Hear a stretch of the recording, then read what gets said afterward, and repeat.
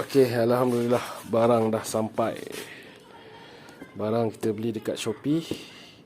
So Shopee dah hantar hari ni, barang dah sampai. So kita akan pasang dekat motor nanti. Tapi bukan motor ni. Kita akan pasang dekat motor yang ini. Ini barang Y ni geng, barang Y. Jom kita buka. Kita buat simple unboxing.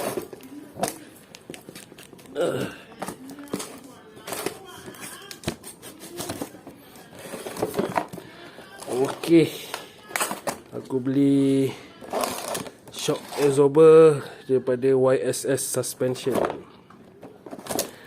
Tukar absorber Y,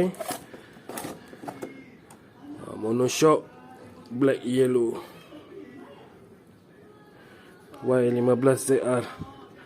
Nak tukar mono Y sebab mono asal Y ni bagi aku terlalu lembut. Untuk RS hari tu pun aku dah tukar pakai espada. So untuk Y ni pun kita tukar juga lah sebab terlalu lembut kan. Untuk Benelli ni pun lembut juga kau nak kira. Tapi aku tak tahu nak cari dekat mana absorber yang boleh pakai dekat Benelli. Sebab Benelli punya standard absorber ni pun lembut juga, dalam mahal. Lembut, mahal. Dia tak tahu apa aftermarket yang ada untuk Benelli. Tak tahulah kalau YSS ada buat ke untuk Benelli kan.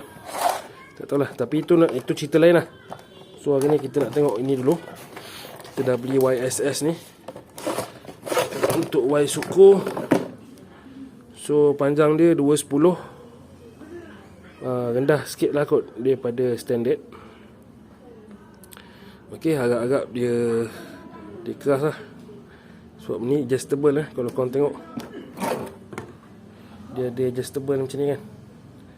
Ini sebenarnya untuk control dia punya damping. Dia punya preload lah, damping lah kan. So lagi tinggi benda ni, lagi pendek spring tu akan jadi, maka dia akan jadi lagi keras lah. So kita tengok lah macam mana. Kita try, nanti kita pasang. Okay, lepas pasang nanti aku update, kita buat lagi sekali review. Alright gang, kita jumpa lagi.